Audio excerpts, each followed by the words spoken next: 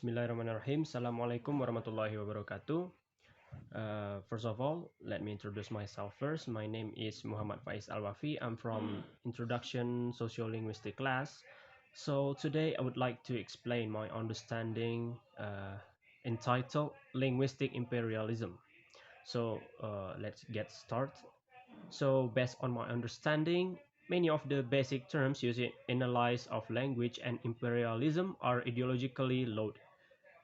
So they reflect of a European way of the conceptualizing the issues and tend to reinforce Eurocentric myth and stereotypes.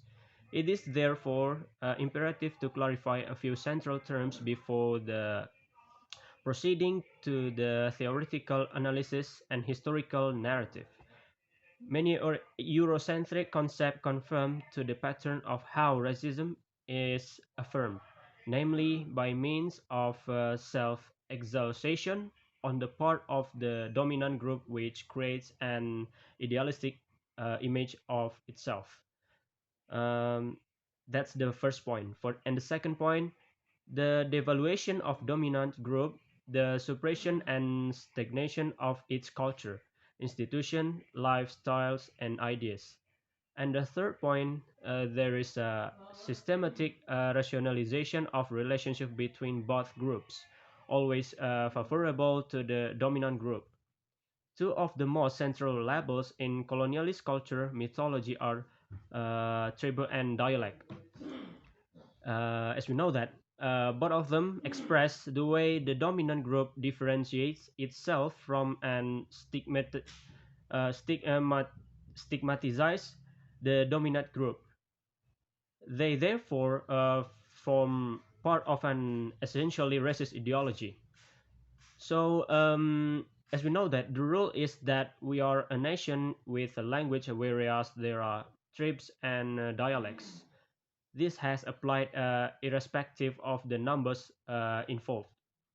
So it is assumed to apply to communicate to communities which is by Europeans are perceived as being trapped in primarily local self concepts, concern and integrative bonds, whereas nations have got beyond this. So in some circumstance, a mother tongue may be preferred, for which the defining criteria are origin, function, competence, self-identification, and identification by others. And the assumption is that the individual can have more than one mother tongue. The term itself is not unambiguous. As a mother, it is not unambiguous.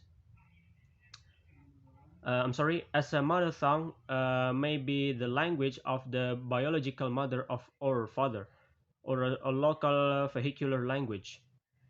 So the mother tongue or language or dialect, as we know that concepts are not simple to operate and criteria adopted in one context may be less relevant in another.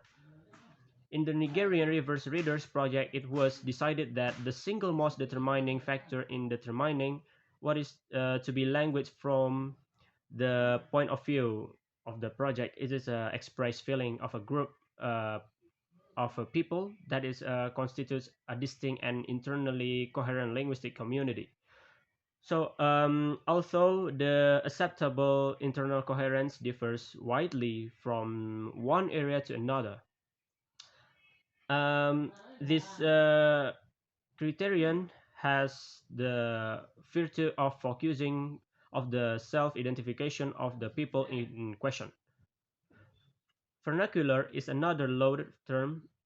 The word comes from Indo-Germanic root meaning root, rootedness and abode. As a Latin word, it refers to whatever was homebred or home ground, as opposed to what was obtained in formal exchange.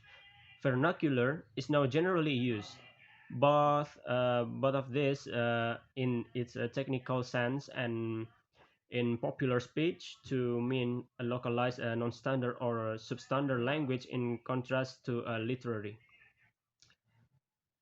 So, the UNESCO monograph on the use of vernacular languages in education defines a vernacular language as a language which is the mother tongue of a group which is socially or politically dominated by another group speaking a different language.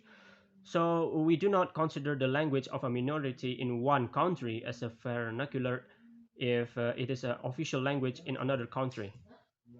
So as we know that the term lingua franca is also an ambivalent one, where the historical development of the term is revealing.